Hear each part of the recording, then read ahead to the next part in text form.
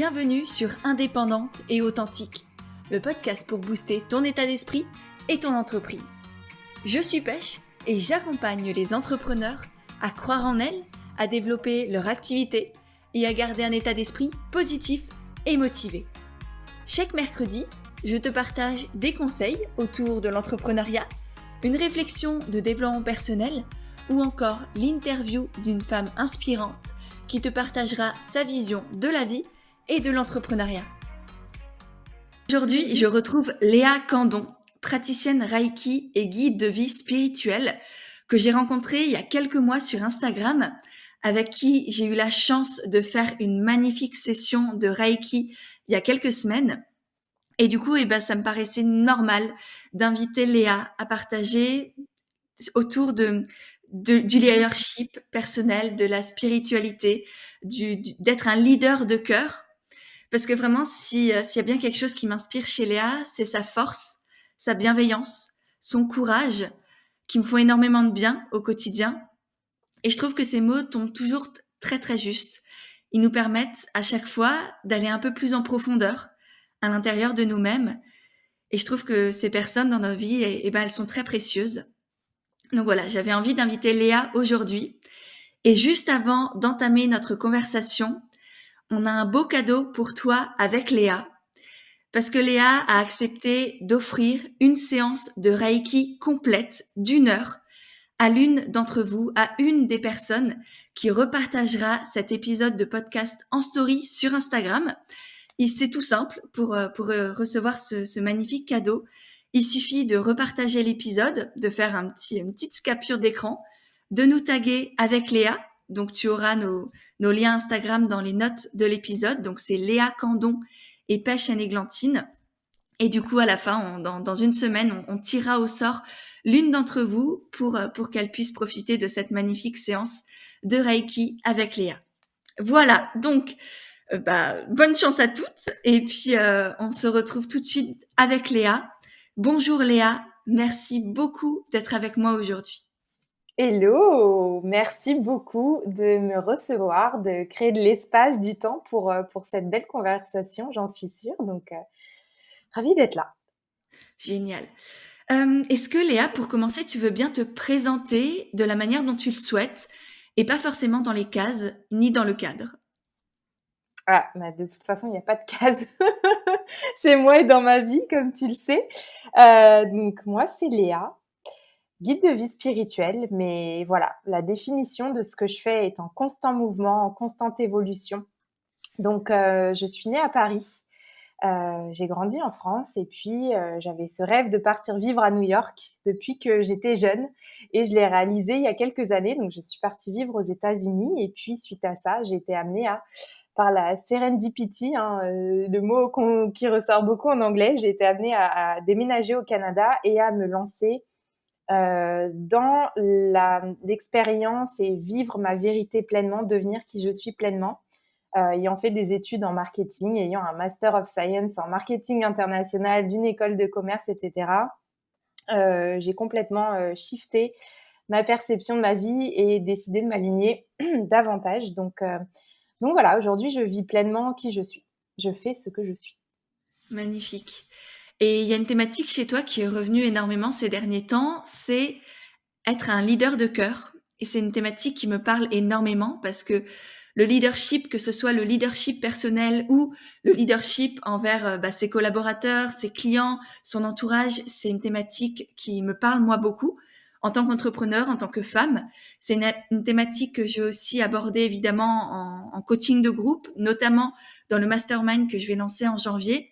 Et du coup, je me suis dit que ce serait magnifique d'échanger sur ce sujet avec toi.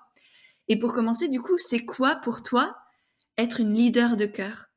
Oui, complètement. C'est un beau sujet. En fait, souvent, j'ai remarqué que quand on parle de leadership ou de leader, on a la sensation que c'est lié au management, à diriger des équipes, diriger d'autres personnes. Et ce concept de leader de cœur, beaucoup de personnes me disent « mais je connais pas, qu'est-ce que c'est ?»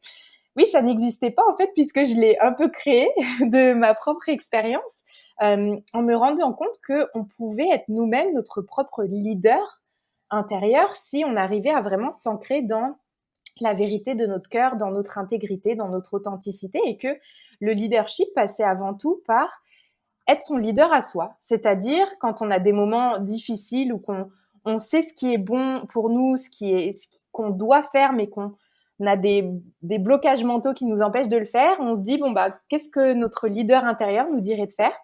Et ben voilà, le leader intérieur, il a ses réponses. Donc, être son leader de cœur, c'est pleinement incarner, en fait, quelque part un mélange de sa mission de vie, tout en étant en pleine conscience de soi, de ses forces, de ses dons, de ses besoins, et oser rayonner cet amour intérieur pour que ça puisse harmoniser toutes nos relations aussi d'un point de vue extérieur, donc nos relations personnelles, nos relations professionnelles, nos relations avec la terre, avec le monde, parce qu'être un leader de cœur, c'est aussi avoir cet aspect conscience de notre environnement, de la protection de la terre, du fait qu'on est tous aussi des forces de la nature, et donc aligner tout ça, donc aligner son cœur, aligner ses actions, aligner ses intentions et faire rayonner un peu la pureté de notre essence, de notre âme et de notre cœur. Oui, il y a une notion du coup aussi d'intégrité Mmh. qui est très chère en ce moment, dont je parle beaucoup. Je sais pas si, voilà, j'ai fait un podcast autour du sujet, j'en parle beaucoup sur Instagram parce qu'effectivement, c'est être aligné entre ce que l'on pense, ce que l'on dit, ce que l'on fait et ce que on projette aussi en termes d'énergie. Mmh. Et je pense que c'est ça aussi, en étant aligné avec soi à l'intérieur, on dégage une certaine énergie qui permet du coup aux autres aussi, alors soit de nous prendre pour modèle, c'est peut-être un trop grand terme, Ouais, mais ouais, c'est de leur donner aussi l'espace à eux d'être un leader pour eux-mêmes.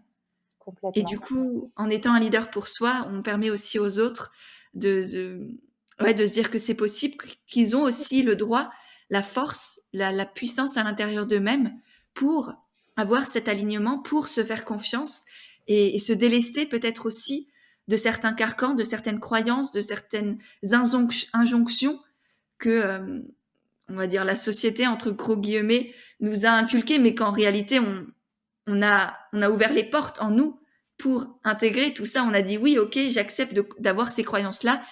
Et en étant ce leader, pour moi, on choisit ses croyances aussi. Pour moi, il y a cette notion-là de je choisis mes croyances, j'enlève, je m'allège de tout ce qui ne me convient pas, tout ce qui n'est pas moi, et je choisis d'être qui j'ai envie d'être d'une certaine manière.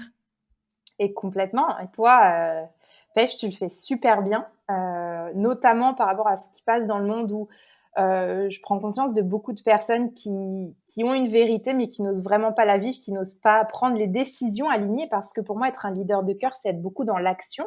Mm. Et un peu être un activiste en fait de sa propre vérité et oser mettre ses limites. Donc quand j'enseigne à mes étudiantes, quand je parle de mes étudiantes, de mes programmes, à devenir leur propre leader de cœur, je parle d'activisme loyal, c'est-à-dire un activisme qui est loyal à ses valeurs, ses rêves, sa mission de vie, son cœur, son intégrité, et donc hyper important de savoir taper un petit peu le poing sur la table et de dire non aussi. Donc le leader de cœur, il sait dire non.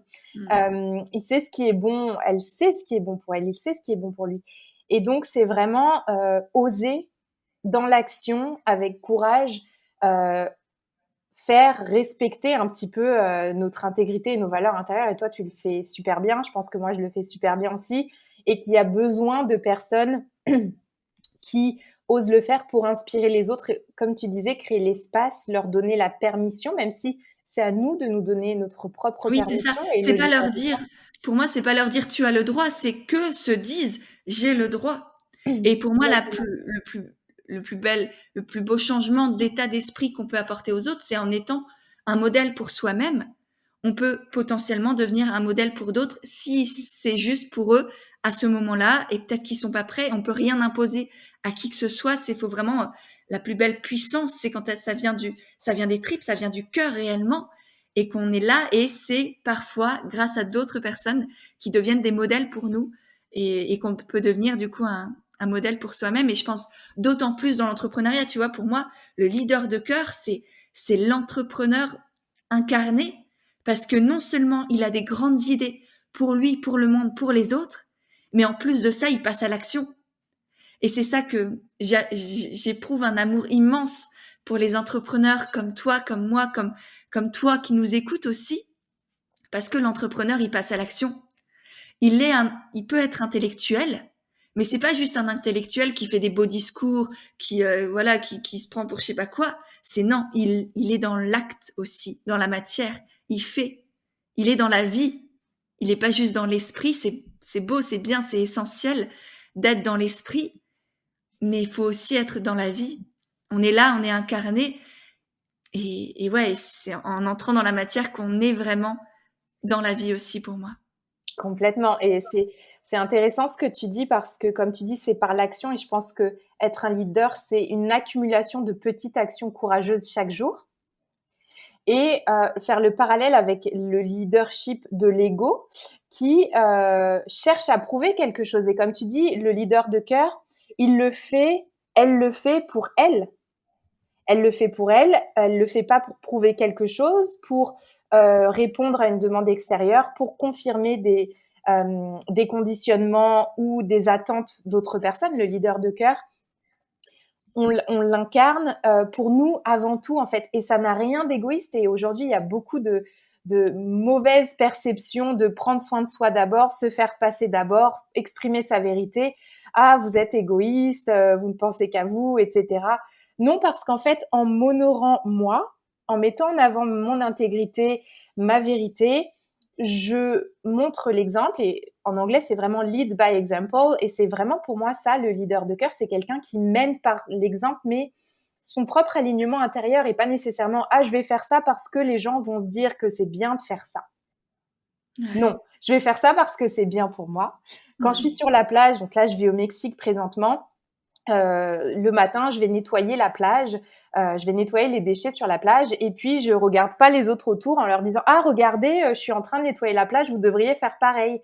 Non, je vais avoir des gens qui naturellement vont venir me voir et me dire qu'est-ce que tu fais, tu le fais dans ton coin, mais tu le fais avec amour. Ouais. Est-ce que je peux t'aider? Et ça, c'est l'incarnation du leader de cœur, que ce soit pour ramasser des déchets ou bien d'autres choses. Ouais. On s'entend.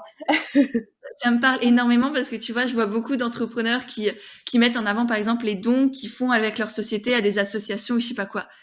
Mais moi, en fait, je le fais, mais je le fais pour moi. Et j'ai pas à le crier sur tous les toits pour qu'on dise, ah oui, c'est une bonne personne, cette femme, waouh, quel entrepreneur, c'est je sais pas quoi. C'est non, en fait, effectivement, je fais des dons à des assos. Mais je vais pas pour être reconnue ou pour qu'on me dise, ah, c'est bien, ou t'es une bonne personne, ou je sais pas quoi. C'est juste, je le fais pour moi et pour les assos à qui je donne, mais pas pour qu'on me reconnaisse comme étant la nana qui fait des dons à des assos, quoi. Je suis fière de Complètement. moi et j'ai pas besoin qu'on me dise que oui, je suis bien. Complètement. Et c'est vraiment passer plus de temps à être dans la générosité et le don que de parler d'être dans la générosité et le don. Aujourd'hui, sur les réseaux sociaux, beaucoup de gens parlent, il y a beaucoup de vent. Il faut le dire, il y a beaucoup de gens qui disent des choses mais qui n'agissent pas. Et le leader de cœur, il est vraiment dans l'action, dans le faire. Et je dirais parfois, je m'appelle une travailleuse de lumière dans l'ombre. Les travailleurs de lumière dans l'ombre, c'est-à-dire qu'on fait un travail incroyable dans l'ombre, mais on joue avec la lumière sans avoir besoin de le show off, de le montrer ou de le survendre. C'est-à-dire que on sait que c'est là, on sait que c'est fait, et ça parle de lui-même, en fait. L'action parle d'elle-même et on n'a pas besoin de revendiquer, de surparler de ça. Bien sûr qu'il faut partager nos messages, qu'il faut être présente parce qu'il y a des gens qui ont besoin de nous. Il y a des personnes qui s'identifient à nous, qui se reconnaissent en fait dans le travail qu'on fait. Donc c'est important qu'on soit là pour inspirer, mais en même temps qu'on inspire chaque personne à éveiller leur propre leader de cœur intérieur, tout comme leur propre guérisseur intérieur. Voilà, être son propre allié, en fait. Être sa propre allié. Ouais. Oui, c'est quelque chose que je répète souvent et toi aussi, et c'est beau et je pense que c'est vraiment important. En tout cas, moi, c'est une conviction que j'ai, qu'on soit de plus en plus nombreux et nombreuses à être notre propre sécurité, notre meilleur allié, notre tout, en fait. Et je pense que c'est vraiment une question aussi de confiance en soi, de rapport à soi, j'arrête de vouloir qu'on me valide et en fait, je fais juste les choses aussi pour moi, pour les autres, pour le monde, mais j'ai pas besoin que les autres me disent que c'est bien, pour que je Mhm. sache que c'est bien, que je vais dans la bonne direction, parce que je le sais, c'est au fond de mes tripes, c'est au fond de mon cœur et c'est juste une évidence. Donc je continue mon chemin J'ai pas besoin qu'on me dise que c'est bien ou que c'est mal. Parce que quand on devient dépendant à ces retours-là, eh ben, effectivement, les compliments, ça fait toujours plaisir. Mais pour moi, ça doit être la cerise sur le gâteau.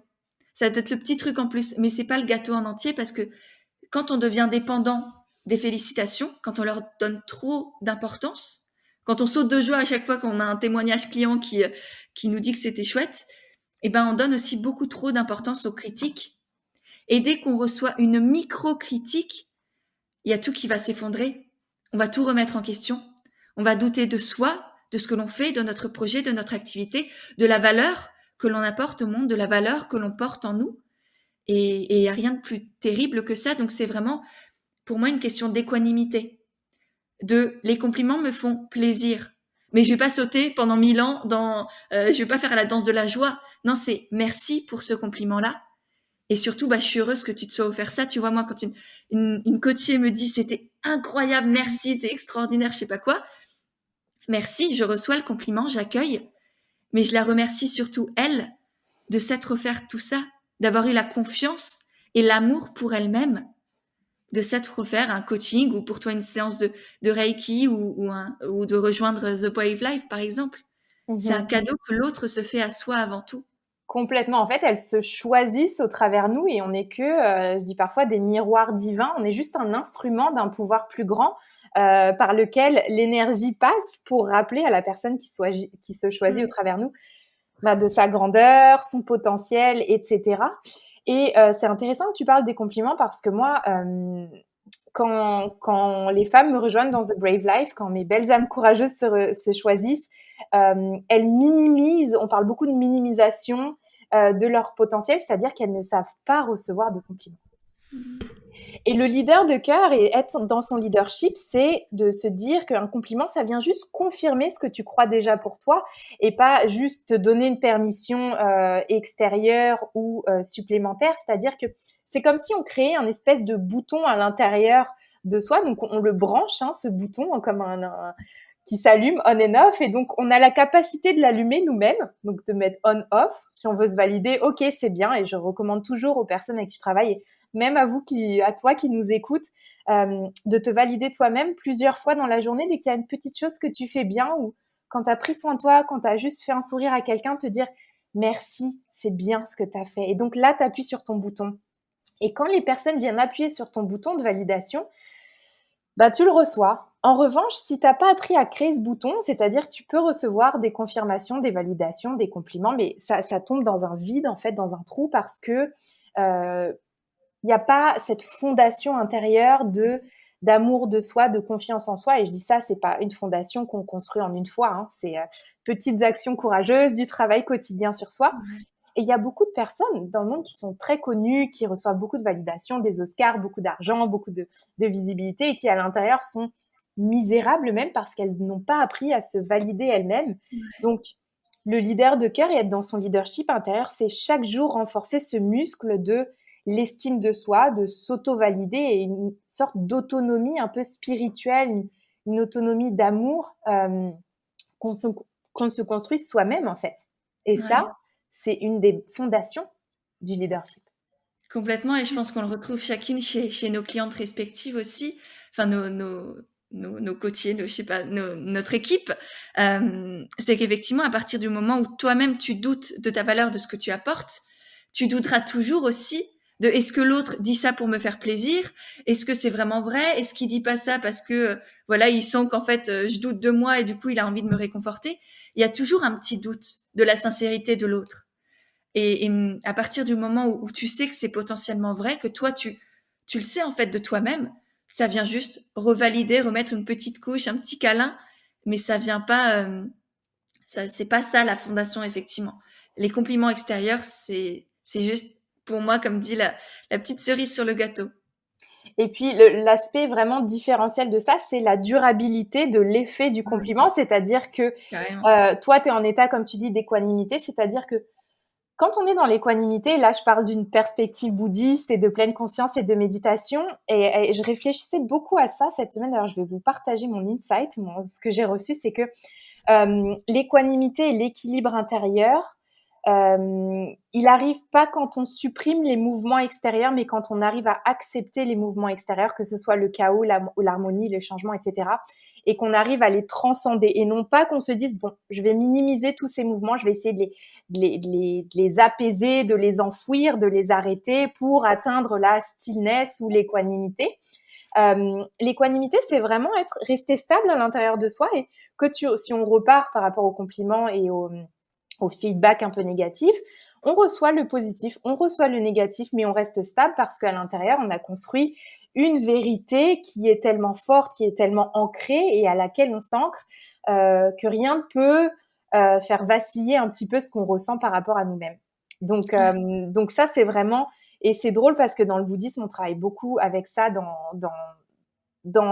au travers de la méditation, mais pour atteindre cet état vraiment de stabilité, on appelle ça samadhi, donc d'observateur stable à l'intérieur qui est capable de rester dans une position stable et de recevoir et d'accueillir les mouvements. Et donc la vraie paix intérieure, c'est pas de shut down ou de mettre fin à tous les mouvements extérieurs, à tout le brouhaha ou à tout le chaos extérieur, c'est vraiment d'arriver à vivre et de retrouver l'harmonie avec ça. Ouais. Et de voir la beauté dans même un feedback négatif alors. Tu vois, ou même dans sa vie personnelle, c'est de tout prendre comme étant un cadeau. Mais ça, c'est pareil, ça s'apprend et c'est pas forcément le sujet. Je pense qu'on pourrait faire tout un épisode de podcast là-dessus. Mais effectivement, c'est ça aussi, je pense, le leadership personnel. C'est réussir à rester stable, à rester forte, à rester droite, peu importe ce qui se passe autour de nous.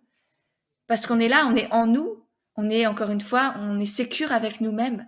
On sait qu'on est là pour soi. Et quoi qu'il arrive, on sera toujours là. Ouais. Pour soi, avec soi et en soi. Et ça, rien ni personne ne pourra jamais nous l'enlever. Complètement. Et c'est intéressant aussi pour rebondir à ce que tu dis par rapport au feedback négatif, par rapport à rester stable à l'intérieur de soi. C'est-à-dire que ce qui est intéressant de comprendre par rapport à soi quand on reçoit un feedback, d'autant plus négatif ou qui nous perturbe, c'est pas le contenu du feedback, mais c'est la réaction qu'on a à l'intérieur. Donc, que ce soit pour un feedback positif, un compliment ou négatif, c'est qu'est-ce qui à l'intérieur est triggered, qu'est-ce qui déclenche quelque chose à l'intérieur. Donc, si c'est un feedback positif, est-ce que ça nous plaît? Est-ce que ça nous dérange? Est-ce qu'on a du mal à recevoir? Et si c'est négatif, qu'est-ce que ça vient éveiller? Moi, parfois, ça m'arrive, hein, bien sûr, on est humaine, donc quand j'ai un feedback négatif, à l'intérieur de moi, ce qui s'éveille, c'est t'as pas bien fait ton travail, Léa, attention, qu'est-ce que t'as fait de mal, etc. Mais le leadership intérieur qui est en pleine conscience, hein, parce que pour moi, le leadership de soi, ça passe par la pleine conscience de soi, vient écouter ça et se dit, ah ok, donc il y a une petite insécurité ici, et il n'y a pas de réaction à cette insécurité. C'est là le gros changement quand on fait le travail sur soi, c'est que, ok, c'est là, ok, on move on, on passe à autre chose, il y a pas, c'est juste là et puis ça va passer, puis on revient à la confirmation de qui on est. Donc il y a ce petit moment de déséquilibre, puis boum, on revient à l'ancrage de ah mais ok, rappelle-toi Léa que ta-da-da-da.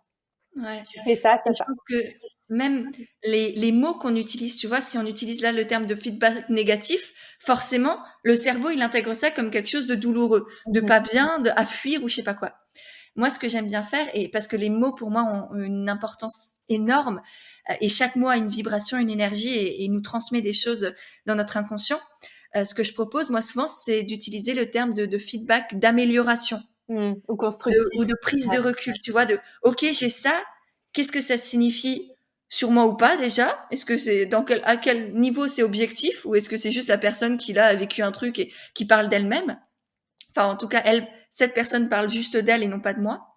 Et à quel moment, et ben en fait, comment je peux l'utiliser pour améliorer ma prestation, mon service, mon produit? Comment est-ce que je peux en faire un cadeau et la remercier?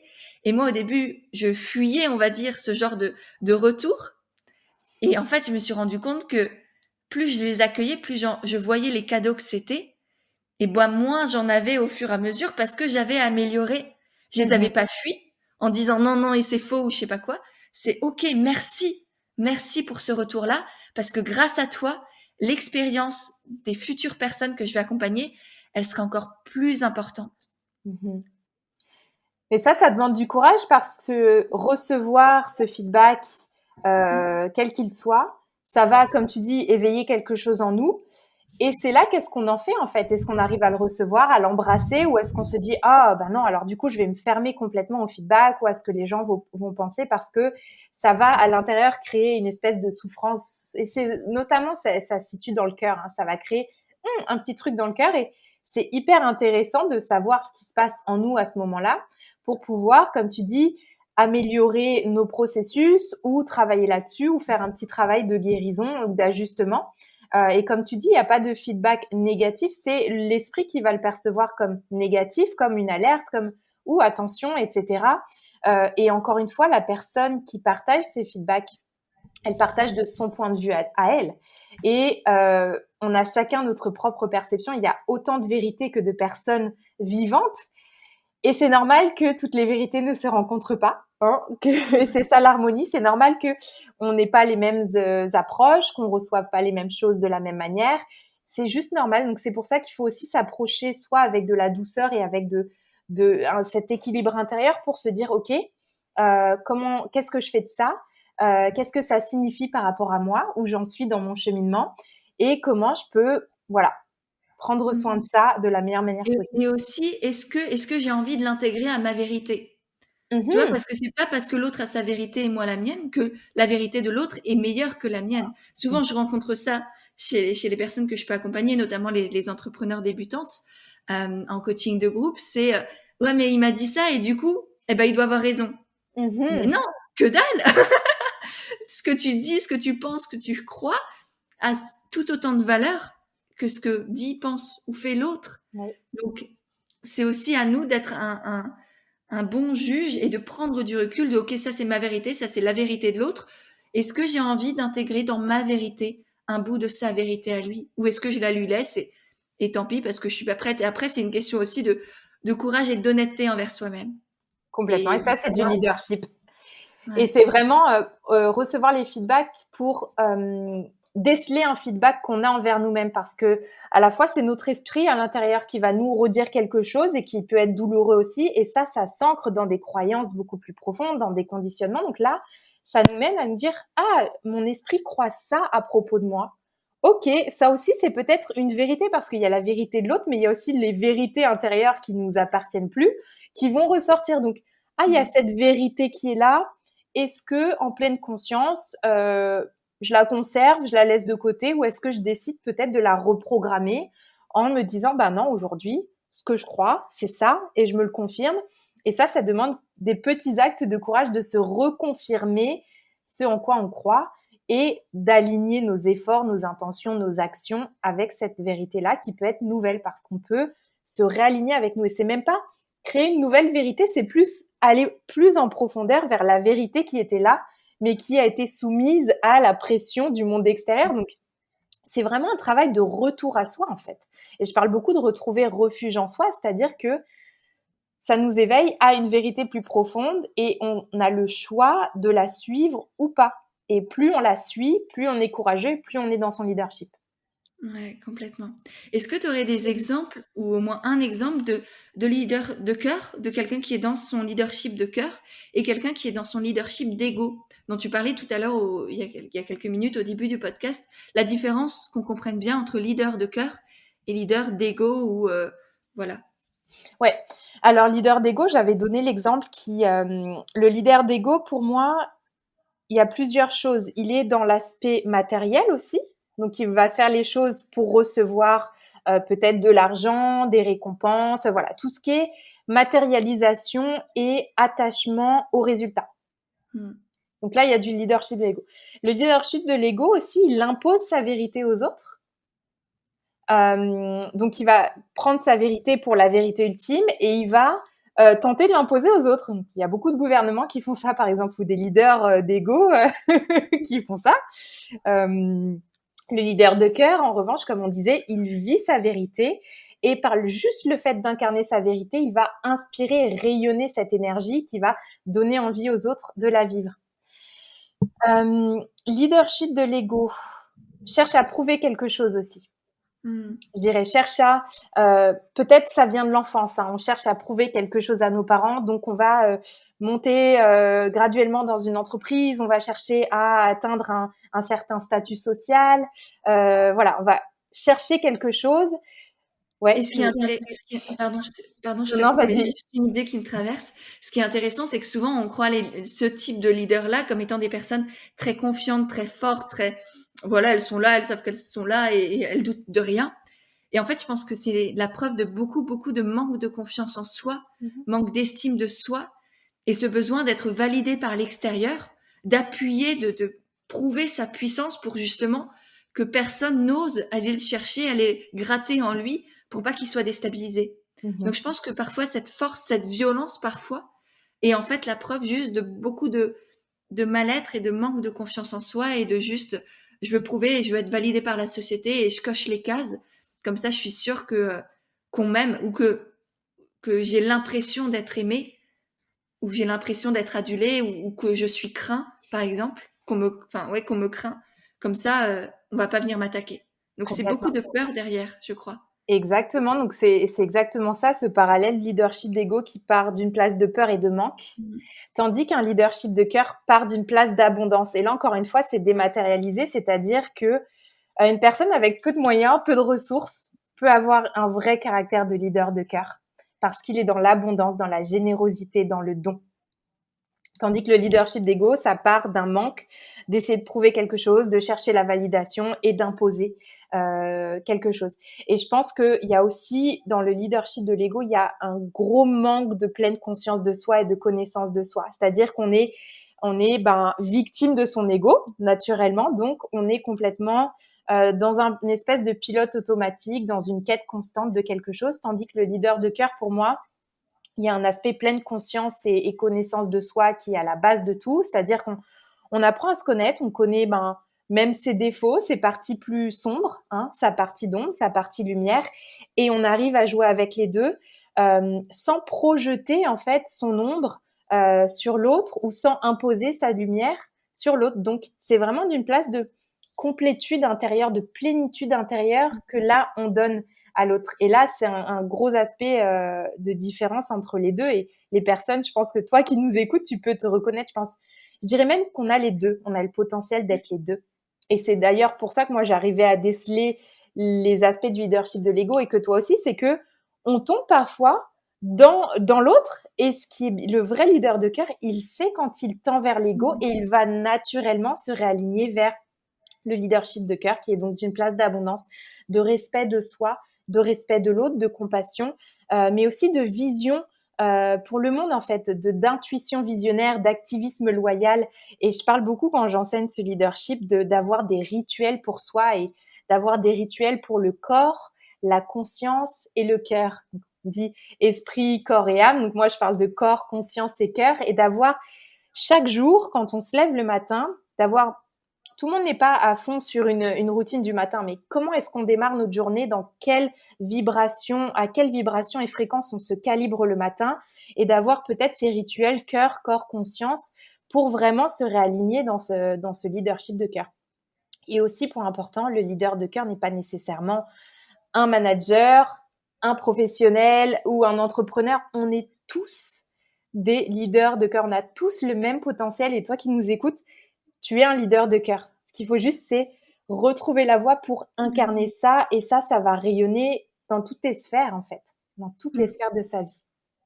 Oui, c'est très important ce que tu dis là parce que on a tous la potentialité des deux, d'être un leader de l'ego et un leader de cœur. Et on l'est tous Complètement, à complètement. certaines manières. C'est juste le choix qu'on fait, l'espace que l'on donne à chacune de ces peut-être énergies.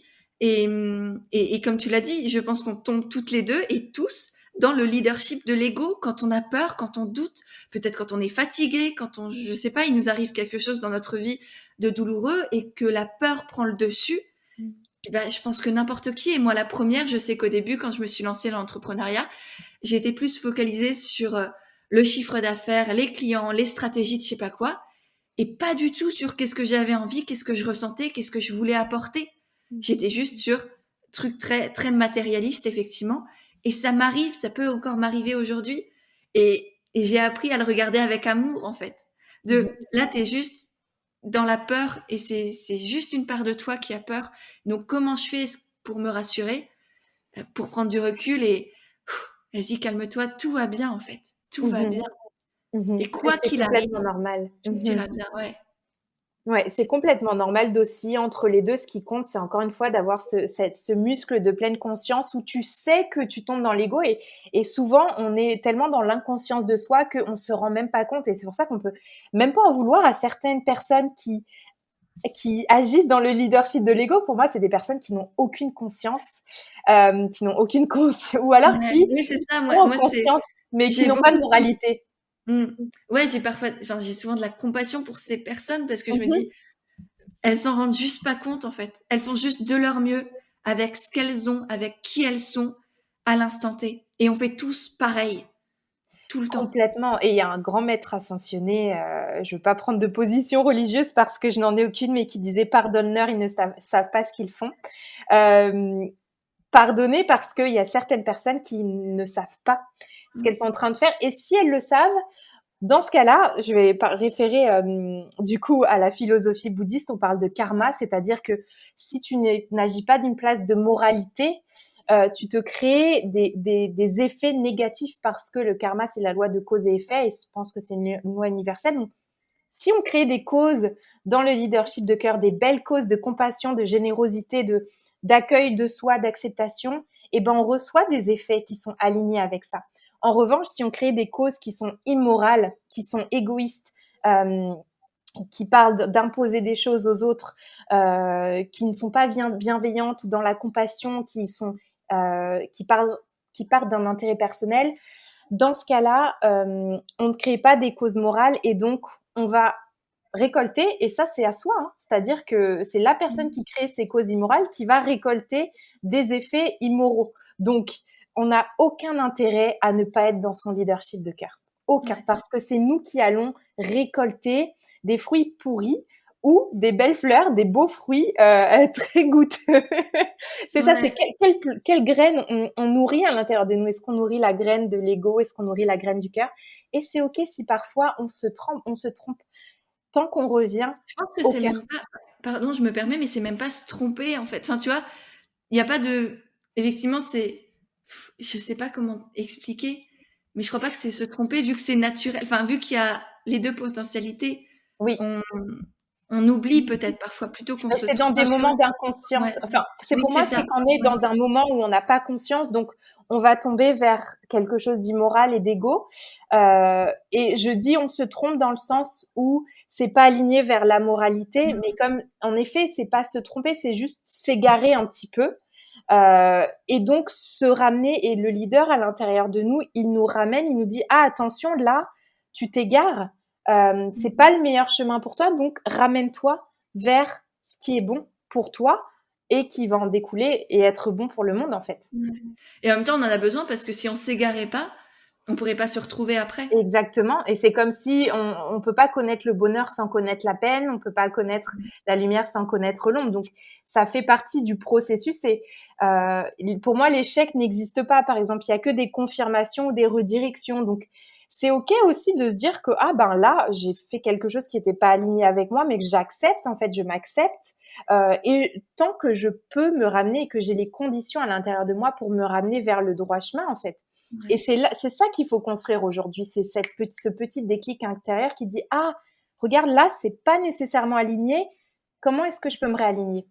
Et je pense que c'est ça le leadership de cœur, on va dire suprême entre guillemets. C'est pas d'être toujours dans la entre guillemets bonne voie. Mmh. C'est de s'égarer et de à chaque fois réussir à se retrouver. Exactement. Et je pense qu'il faut beaucoup plus de courage, de confiance en soi et de puissance pour se perdre, pour se retrouver, que de se dire je suis sur la bonne ligne droite et je continue de y aller et sans avoir cette honnêteté envers soi-même. Parce que du coup, ça veut dire aussi qu'il y a plein de choses qu'on n'ose pas faire, qu'il y a plein d'opportunités qu'on ne prend pas, qu'il y a plein d'idées qu'on ne s'autorise même pas à avoir parce qu'on se dit il y a que une vérité, la mienne, et je viens pas chercher autre chose. Alors que si on pioche un peu partout et que là on se dit ah non là ça pique, je vais revenir dans mon droit chemin parce que c'est pas juste pour moi. Là il en faut du courage et du leadership. Ouais, complètement, et ça part aussi d'avoir des codes à l'intérieur de soi et d'avoir ses propres règles, ses propres Ouais, c'est ça, c'est retrouver, recréer ces codes intérieurs et savoir quand on les respecte ou quand on ne les respecte pas. Et quand on ne les a pas respectés, c'est OK, on se ramène vers nos codes à nous, en fait. Et quand on ne les respecte pas, c'est soit qu'on n'est pas conscient nous-mêmes, soit qu'on écoute trop nos peurs, soit qu'on écoute trop la société. Et voilà, on se ramène juste à cet équilibre intérieur. Et en fait, c'est comme un muscle, hein. Plus on le fait, plus on s'autorise à s'égarer et à se ramener vers l'équilibre. Ben, moins on va s'égarer. Et quand on va s'égarer, on va se rééquilibrer tellement naturellement que ça ne va pas demander d'effort. Ça va être dans un flow, en fait, constant. Et là, aujourd'hui, je pense que c'est bien qu'on se laisse l'espace de s'égarer, de peut-être s'éparpiller, d'explorer des choses, mais que on arrive à commencer à prendre conscience de ce qui est bon et ce qui est moral pour nous et ce qui est aligné à notre cœur. Et je dirais, tant qu'une décision est prise d'une place de cœur, euh, elle n'est jamais fausse, elle n'est jamais erronée, elle n'est jamais mauvaise. Ouais. C'est à chaque instant, on fait encore une fois de son mieux avec ce qu'on a, avec qui on est Mhm, et avec le plus grand amour possible et c'est tout ce qui compte. mhm, Ouais. complètement. Merci beaucoup Léa pour tout ça. Avant de finir, j'ai quelques petites questions pour toi, les questions de fin qui vous allez voir si vous êtes un auditeur, une auditrice récurrente et constante du podcast. Déjà merci hein, si c'est le cas. Mais vous allez voir que j'ai changé les questions de fin et je suis curieuse d'avoir vos retours, de savoir si elles vous plaisent. Donc Léa, tu vas pouvoir les tester. Surprise. Ouais. La première, c'est est-ce qu'il y a une chose qu'habituellement tu n'oses pas partager et que là, sur ce podcast qui s'appelle Indépendante et authentique, t'aurais envie, t'aurais l'élan, t'aurais l'honnêteté et l'amour, la confiance en toi, en nous, de le partager. Ça peut être quelque chose sur toi, sur ton entreprise qui te challenge ou t'a challengé. Ouais, avec plaisir. C'est vrai qu'il y a une ligne qui est très fine quand on fait ce qu'on est. Et du coup, je voulais juste partager que c'est normal qu'il y ait des insécurités quand on se lance dans l'entrepreneuriat ou quand on se lance vraiment à 100% à faire ce qu'on est. Donc, on prend tout un peu plus à cœur. Effectivement, on met du cœur et donc on est un peu plus sensible par rapport à ce qu'on fait. Et donc, je veux juste vous rappeler que c'est OK de parfois se sentir un peu plus déstabilisé. Il y a des jours avec, il y a des jours sans. Et les jours sans, faut savoir s'honorer et créer l'espace pour vivre pleinement ces choses-là. Typiquement, il y a des jours où j'ai pas du tout envie de me montrer, où j'ai pas du tout, je me sens pas d'une place de pouvoir. Et je me dis même, mais qu'est-ce que je vais apporter à ces personnes qui se choisissent au travers moi? Et j'ai juste envie de tout arrêter. Et puis, une seconde après, c'est drôle, hein, je vais recevoir un signe de l'univers qui va me confirmer que non, non, Léa, tu dois continuer. Donc, je vis ces moments pleinement et je les laisse passer au travers moi et ils ont leur légitimité. Parce que comme on disait, on part sur un chemin un peu d'égarement et puis on se rééquilibre naturellement. Donc Ouais. ouais, ça arrive en fait à tout le monde. Ouais, et à moi aussi, hein, comme ça, c'est dit aussi. Clairement, il y a des jours où je me dis, mais qu'est-ce que je fais? Qui je suis? Et moi, Et en fait, non, typiquement, c'est bon. avant chaque séance de Reiki, j'ai ce petit moment de doute où je me dis, et si je recevais pas les bons messages pour la personne? Et si la personne ne comprenait pas? Ou et si elle ne ressentait rien? Qu'est-ce que ça ferait de moi? Ben, rien du tout, parce que ça ne changerait pas qui je suis. Ce que je fais ne change pas qui je suis. Ouais, clairement. Ensuite, qu'est-ce que tu penses savoir que peu de gens savent? Mmh. C'est vraiment lié à ce que j'enseigne et à la pleine conscience. Je pense que j'ai trouvé un remède à la souffrance universelle euh, qui est ancrée dans des choses très, très anciennes. Et ça, j'ai envie de le partager. Et encore une fois, ça va juste s'appliquer à moi parce que j'en suis là dans mon chemin de vie. Et ça va s'appliquer aux personnes qui rejoignent un petit peu ce chemin de vie. Donc, ce savoir qui est là, qui est lié à la pleine conscience et au fait de construire cet esprit un peu d'équanimité à l'intérieur de soi. Pour moi, c'est quelque chose de libérateur et que j'ai envie de partager. Donc, c'est un savoir qui est déjà là. Et moi, je pense pas qu'il y ait un savoir qui est propre à moi. Je pense que je suis juste un canal de transmission d'un savoir universel. C'est juste que je l'ai canalisé parce que je suis assez ouverte pour le recevoir. Mais c'est lié vraiment à cette pratique de pleine conscience et de méditation. Génial, magnifique. Ensuite, est-ce qu'il y a quelles sont tes sources d'inspiration, des femmes, des hommes qui t'inspirent, que je pourrais potentiellement peut-être interviewer sur le podcast, mais qui sont là au quotidien à tes côtés, sans forcément que eux le sachent, mais que toi t'aimes bien écouter ou regarder? Ouais, il y en a beaucoup. Alors, les principales personnes sont anglophones. Donc, il y a mon maître qui est moine bouddhiste en Thaïlande et il y a ma maître Reiki qui s'appelle Salima Pirani, qui est au Canada. Donc, pas francophone, malheureusement. Je choisis mes mentors vraiment de manière très sélective. Donc, francophone, j'ai très peu de personnes à citer. J'ai énormément d'amis. Mais si je veux aller vraiment dans la vérité et dans les sources profondes de là où je puise mon inspiration, je pense que j'ai personne qui me vient dans la sphère Si, francophone. Je suis il y a pas de souci. désolée. Il y a aucun souci. Ouais. Il y aura les noms des 2 personnes que tu as citées pour toutes les personnes qui parlent aussi anglais et ça peut Ouais, aussi carrément. énormément inspirer. Donc il y aura les 2 noms, dans les notes de l'épisode. Et pour finir, est-ce que tu as une citation, un mantra que tu te répètes fréquemment et qui te porte, qui te fait du bien? Ouais, alors je me répète juste: «Le monde a besoin de toi» et c'est quelque chose que chacun peut se répéter, quand il y a des moments de doute, quand il y a des moments plus difficiles, quand on n'a pas envie de se lever le matin. Il y a énormément de citations que j'adore, mais celle-ci particulièrement, c'est vraiment: «Le monde a besoin de toi». Elle est magnifique, magnifique. Merci. Merci Léa, merci infiniment. Merci beaucoup. Pour tout ça, pour tes partages. N'oubliez pas, vous aussi, de repartager l'épisode de podcast pour gagner une séance de Reiki avec Léa. Vous allez voir, c'est extraordinaire. Donc, allez-y, partagez le podcast en story. N'oubliez pas de nous taguer Léa Candon, pardon. Candon. Léa Candon. Mais tu peux dire canon si tu veux. C'est très bien aussi. De toute manière, vous aurez les bons noms, les bons liens dans les notes de l'épisode. J'ai hâte d'avoir vos retours. Et puis, merci infiniment, Léa. Il y aura tous les liens pour te retrouver. On peut te retrouver où principalement? Sur Instagram, le plus simple, Léa Candon. Et puis après, on part de là. Ouais. Et puis là, il y a ton programme, il y a The Brave Life. Ouais, et il y a tout ce que tu crées aussi autour. Complètement. Merci beaucoup, infiniment, Léa. Léa. À bientôt. À bientôt.